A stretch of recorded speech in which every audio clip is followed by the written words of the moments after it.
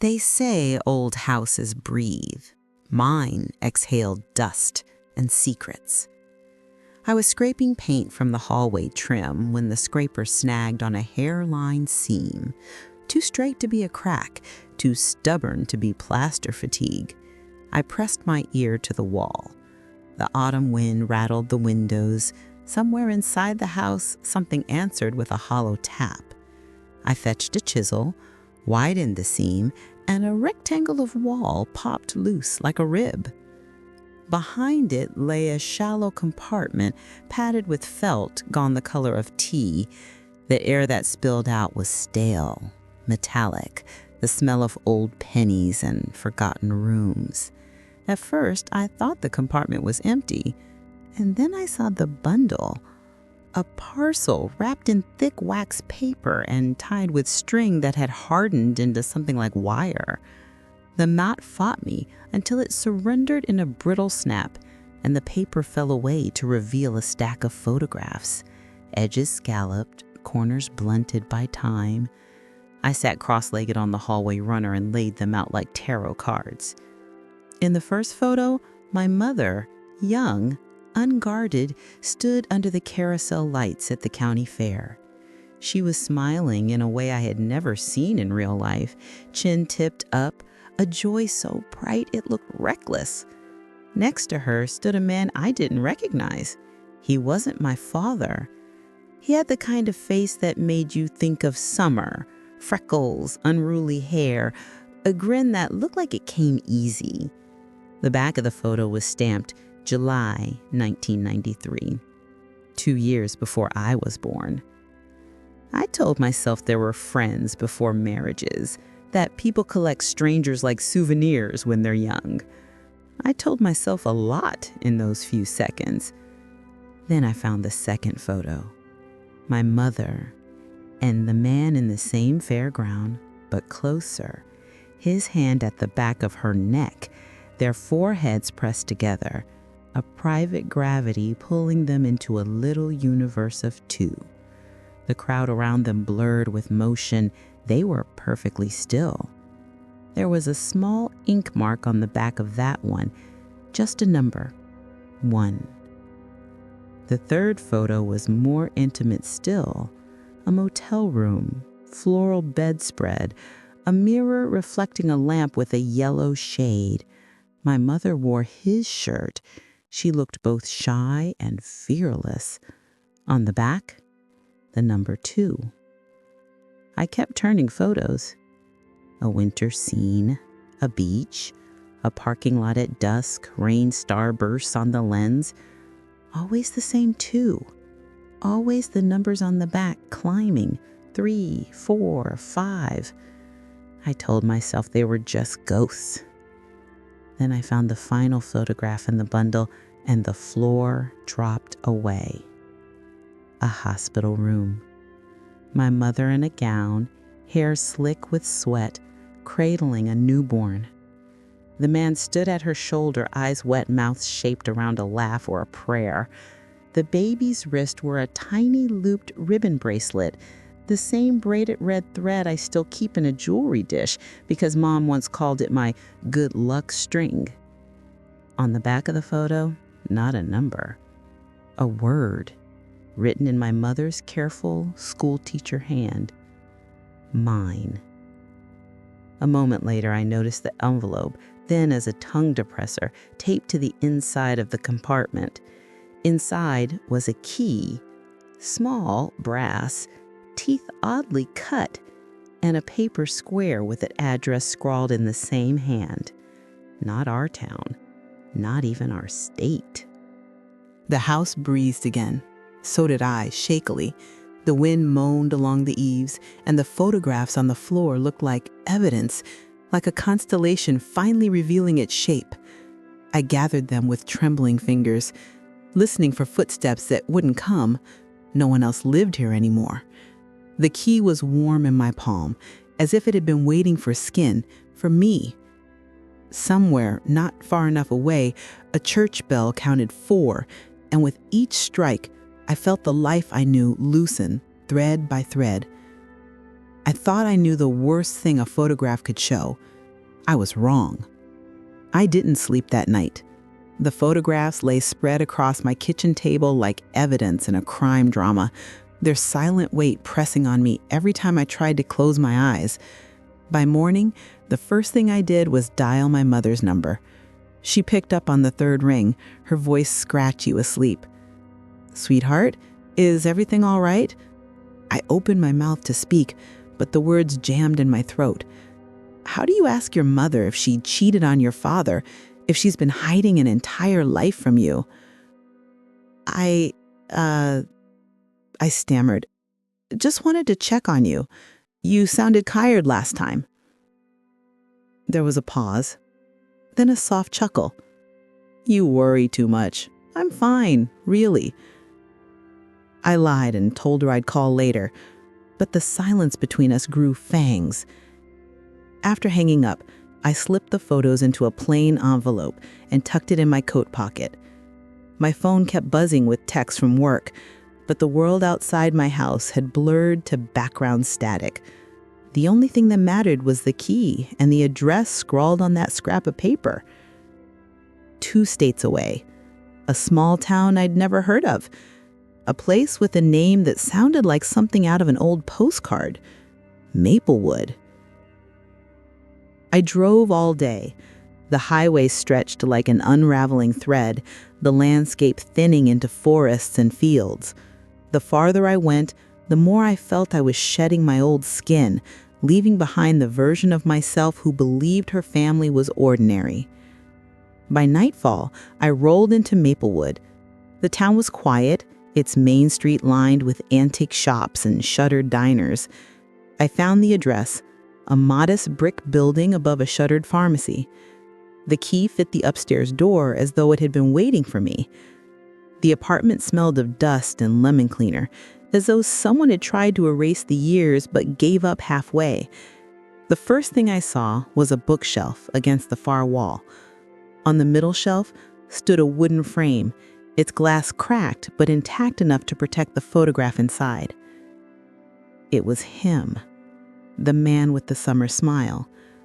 And beside him, a boy no older than 10, freckled and sharp-eyed. My stomach clenched. He had my nose, my jawline, even the same uneven cowlick that I had battled with since childhood. I staggered backward, nearly tripping over a loose rug. On the kitchen counter, a stack of unopened letters lay tied with a ribbon. My name was written on the topmost envelope, my full name, in the same careful handwriting that had scrawled the word "mine" on the back of that hospital photo. I didn't open it. Not yet. I just stood there, heart hammering, listening to the hollow tick of a clock on the wall. Then, from somewhere deep in the apartment, I heard it. Floorboards creaking. Slow, deliberate. I wasn't alone. The sound froze me. A soft creak, then another, like someone shifting their weight deliberately, testing each board. I pressed my back against the wall, straining to hear over the thud of my own pulse. "Hello?" My voice cracked. Silence. I scanned the apartment. Only one door led off the main room, probably a bedroom. The letters on the counter felt like anchors dragging at the corner of my vision. I should have grabbed them and left, but I didn't. I took a step forward. The floor groaned beneath me, answering the earlier sound like a call and response. The bedroom door was ajar. I nudged it open with my foot. Inside, dust motes spun in the beam of my flashlight's beam. The bed was stripped, a bare mattress yellowed with age. But on the dresser, someone had left a mug, half full, the tea inside still warm enough to fog the rim. That's when I heard the breath. Not mine. Deeper, from the corner. "Who's there?" I demanded, trying for steel, but landing closer to panic. A figure shifted out of the shadows. Male, tall, broad-shouldered, maybe mid-30s. He raised both hands slowly, palms open. "You shouldn't be here," he said. The words landed with authority, but his eyes betrayed something else. Shock. Recognition. "Who are you?" I shot back. He hesitated. Then, "I could ask you the same thing." His gaze dropped to my hands where the key still glinted. "But if you have that, then I already know." "What are you talking about?" The man stepped closer, into the light. His hair was sandy, his jaw lined with a few days of stubble, and his eyes, sharp, green, hauntingly familiar. He looked like the boy in the photograph, grown up. "I'm Daniel, and if you're here, then you must be my sister." The room seemed to lurch sideways. My throat went dry. "Sister?" I opened my mouth, but nothing came out. Daniel studied my face, a muscle ticking in his jaw. "You really don't know, do you?" I shook my head. He sighed, ran his hair through his hair, and glanced toward the stack of letters on the kitchen counter. "Then I guess it's time you found out what kind of man our father really was." The word father hung in the air like smoke. I almost choked on it. "Our father?" I echoed, each syllable brittle. Daniel's expression tightened. "You didn't know. Of course you didn't. She kept it from you." He motioned for me to follow him back into the kitchen. His movements were tense, as if pacing through an old wound. I trailed behind, my knees weak. The letters on the counter seemed to glow in the dim light, the topmost one still bearing my name. Daniel pulled out a chair and sat. "Sit, please." I lowered myself slowly, my palms slick against the table's wood. "Explain." He leaned forward, forearms braced. "The man in those photographs, the one you saw with Mom, he wasn't just a fling. He was our father. My father first, yours later." The words hit like a tidal wave. My mind clawed for handholds.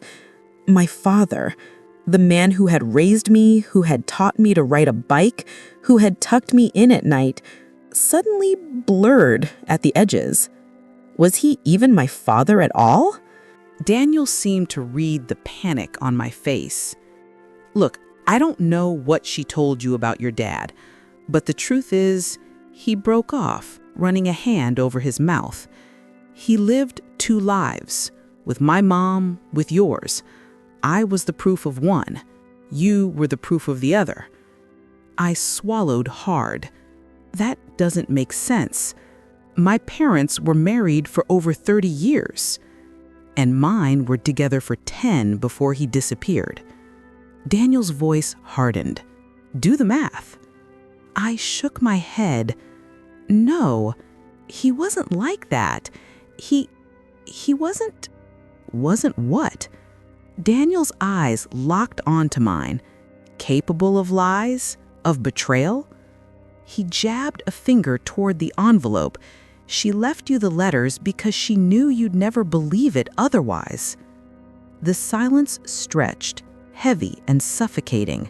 Finally, with trembling fingers, I untied the ribbon and opened the top envelope. The letter inside was written in my mother's hand. "My dearest," it began, "if you're reading this, then the truth has found you. I never wanted you to carry this burden, but I could no longer leave you blind. The man you call father is not the man who gave you life. That man was David." David. The name swam in front of me. I loved him once in a way that consumed me, but he belonged to another family too. When I learned I was pregnant with you, I chose silence over destruction. I chose to protect you from a truth that would unravel us all. The letter trembled in my grip. Every word unraveled the life I thought I knew. Daniel's voice was quiet now, almost kind. I grew up waiting for him to come back. I thought maybe he had a reason for leaving us, for forgetting me. But then I found out about you, and I realized I wasn't forgotten. I was replaced. My throat burned. I didn't ask for this. Neither did I, he said flatly. We sat there, two strangers bound by blood and betrayal, the silence thick between us. Then Daniel leaned back, eyes narrowing. There's more, he said, a lot more. You've only seen the beginning of what he left behind. I stared at him, the weight of the photographs pressing against my chest. What do you mean? Daniel's lips curved in something between a grimace and a smile. You don't think he just left pictures, do you? He left records, journals, proof of everything. And if you're ready, I can show you. The word proof dug into me like a hook. Daniel rose from his chair and crossed to the bookshelf. His hand hovered over the spines, then slid across until it landed on a battered copy of Moby Dick. He tugged, and the book tipped forward with a hollow click. A hidden latch released, and the entire shelf creaked open like a door. Behind it, a narrow cavity yawned, dark, musty, lined with stacks of boxes. Go on, Daniel said, his voice low. Take a look at what our father left behind. I stepped closer, my pulse pounding in my ears. The smell of paper and mildew rolled out, sharp and heavy. Inside the first box lay several leather-bound journals, their covers cracked and flaking with age. A dozen more boxes stretched back into the shadows. I lifted one journal carefully. The leather was soft as skin, embossed with a simple monogram, D.M. David. When I opened it, the pages were dense with looping handwriting. The ink had faded in places, but the words were still legible. At first, they read like a diary, mundane notes about weather, appointments, meetings. Then the tone shifted. April 14th. Maplewood again. She said yes. She always says yes. I tell myself I can keep both halves of my life balanced, but the lie grows heavier each day. I turned another page, my eyes snagging on phrases that struck like lightning. The boy asks for me constantly. I tell him stories at night, promise I'll be back. But my visits grow shorter. I see the hurt in his eyes. I can't tell him the truth, that I have another family, another child coming. I am split down the middle, and soon the seams will burst. The words blurred. My hands shook as I closed the journal. Daniel watched me with a grim expression. He wrote hundreds of pages about us, about both of our mothers, about everything. I swallowed hard. Why hide them here? Because he knew the truth would destroy us. Daniel's voice was sharp, bitter, and maybe he thought someday one of us would come looking. I set the journal back into its box, my knees trembling. The weight of the secret pressed heavier than ever. I can't, my throat tightened. I can't carry this alone. You don't have to, Daniel said, but you have to understand, these journals don't just talk about family. They talk about money, deals, things that could ruin reputations even now. I looked up sharply. What kind of deals? Daniel hesitated, then closed the bookshelf with a snap. The sound echoed like a gavel. He said quietly, the kind of deals that people would still kill to keep hidden. At that moment, the floorboard outside the apartment groaned again, heavier this time. Someone was at the door. Daniel's jaw tightened. He mouthed one word, run. The sound came again, louder this time. A heavy footstep, deliberate, just outside the apartment door. Then a faint rattle of the knob. Daniel moved instantly. He swept the journals back into the hidden cavity, slammed the shelf shut, and shoved me toward the hallway. "Go!" he hissed. My body refused at first. My legs rooted to the floor as fear crawled icy fingers up my spine. "Who is it?" I whispered. Daniel's eyes were sharp, urgent. "Not someone you want to meet." The doorknob turned again. A voice seeped through the wood, muffled but steady. "Daniel? Open up. We need to talk." The way he stiffened told me he knew the voice and that it wasn't a welcome guest.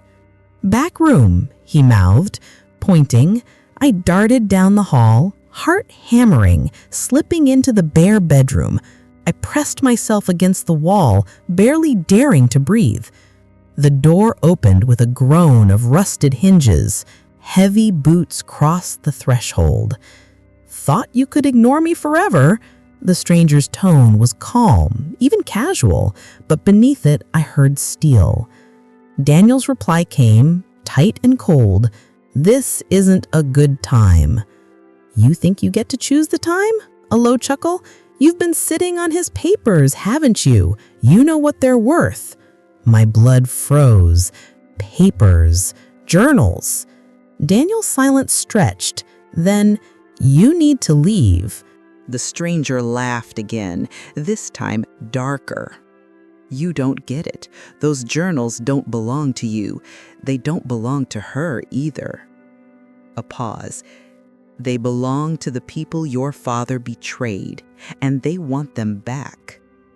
A chair scraped violently across the floor, followed by a thud. My lungs seized.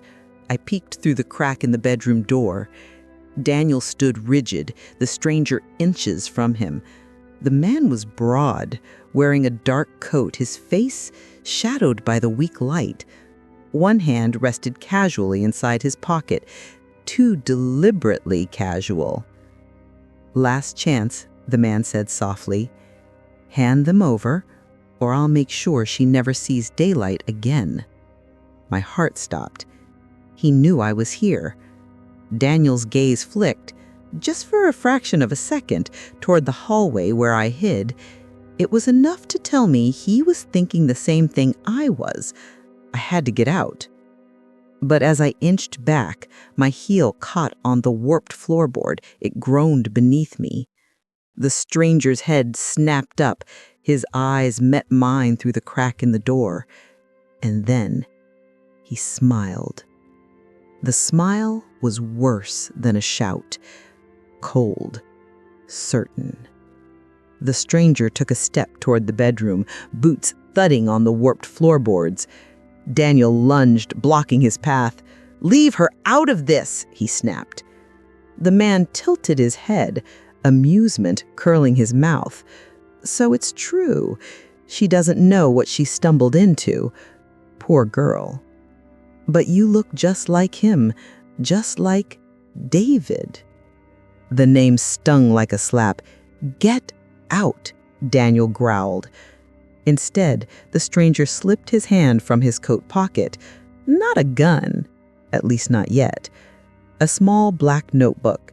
He tossed it onto the table, where it landed with a dull slap. "You're not the only ones who kept records. Your father wasn't just a liar with 2 families. He was a thief. He stole from men who don't forgive. And now, those men want everything he left behind." I stepped out from the doorway, my legs trembling but refusing to hide any longer. "What does that have to do with us?" The stranger's eyes gleamed. "Because you have what they want. Those journals. And if you're smart, you'll hand them over before you end up like him." Silence thickened. My throat tightened. "Like him? What do you mean?" Daniel's jaw flexed. "He's lying." The man laughed softly. "Am I? Ask yourself why no one ever found your father's body. He didn't disappear by accident. He was silenced." My stomach lurched, 1,000 childhood memories fractured at once. My father's sudden vanishing, the hushed explanations, the way no one ever gave me real answers. Daniel slammed a fist against the table, rattling the mug. "You've said enough." The stranger didn't flinch. He simply smiled again, slow and deliberate, then backed toward the door. "Think it over. You have 3 days. After that, Maplewood won't be safe for either of you." The door clicked shut behind him. His footsteps faded down the hall. For a moment, the apartment was silent except for the ragged sound of my breathing. Then I turned to Daniel, voice shaking. "He's right, isn't he? Dad didn't just leave, he was killed."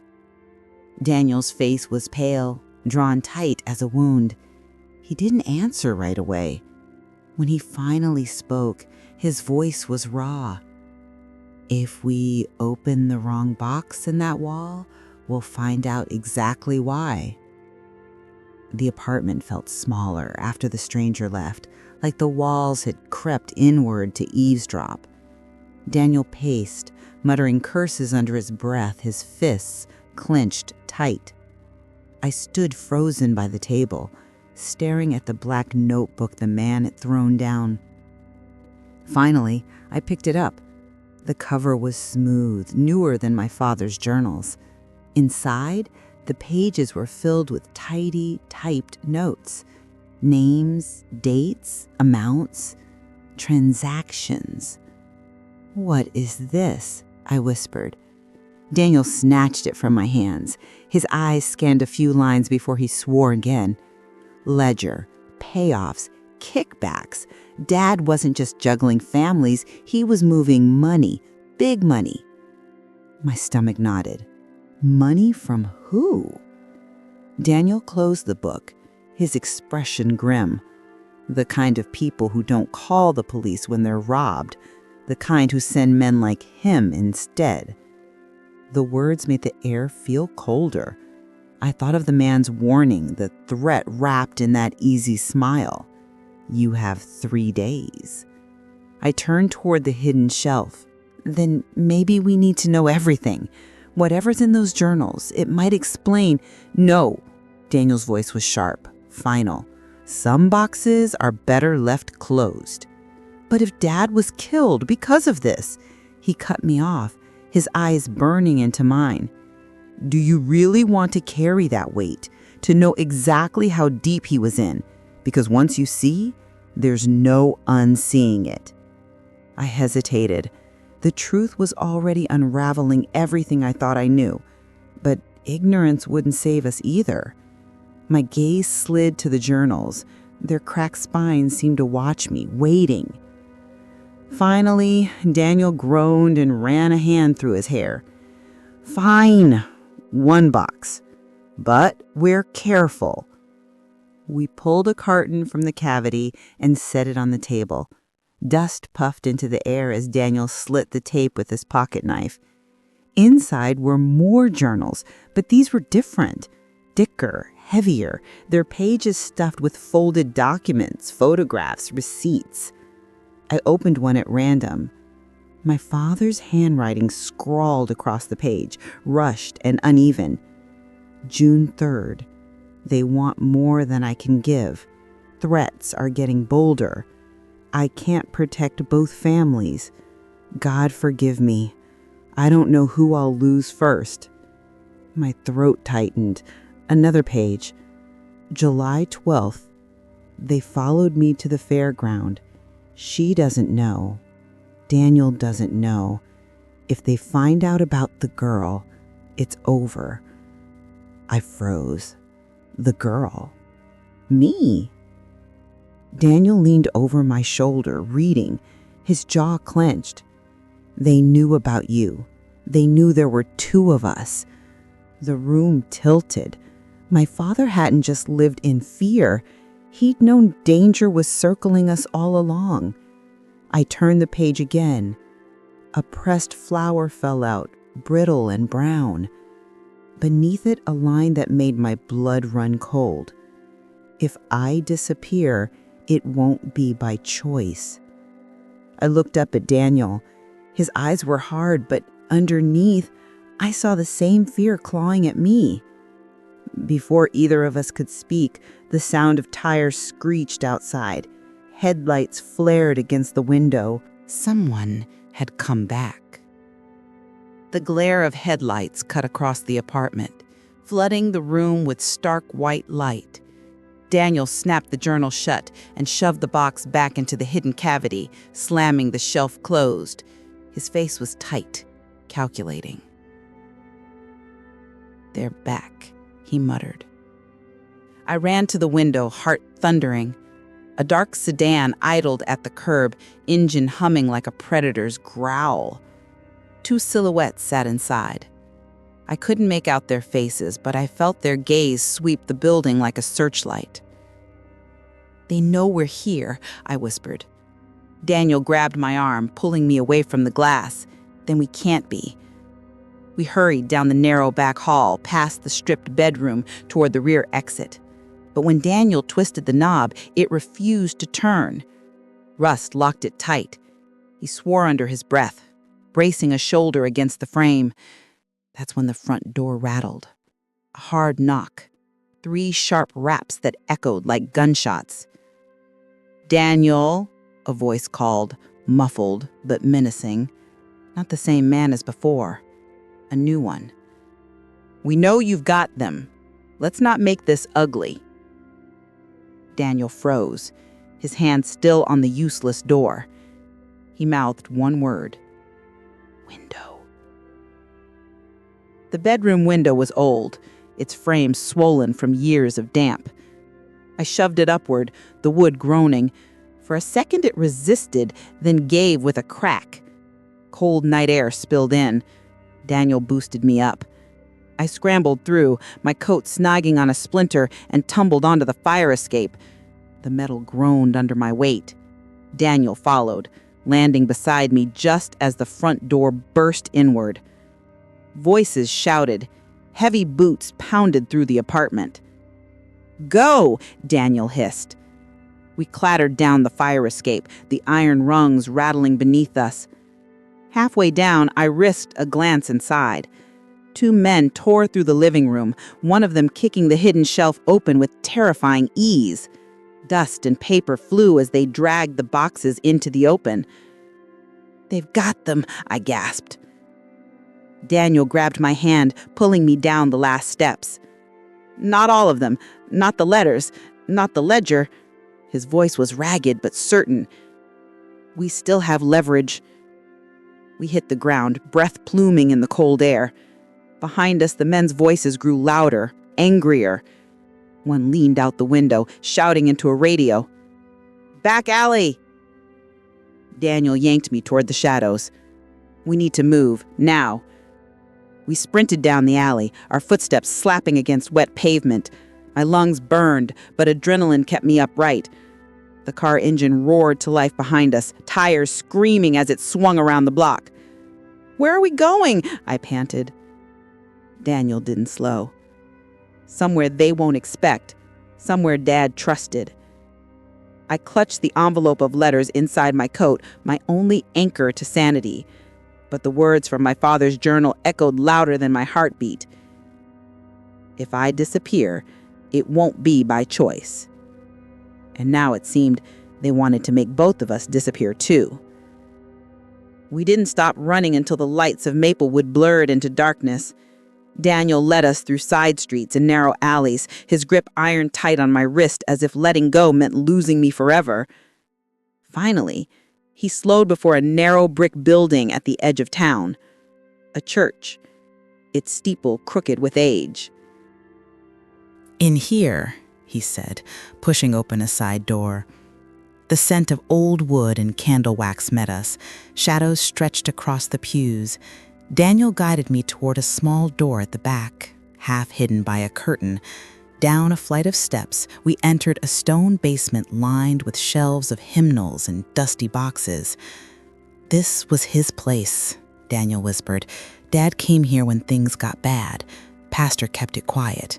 No one asked questions. I collapsed onto a wooden bench, lungs burning.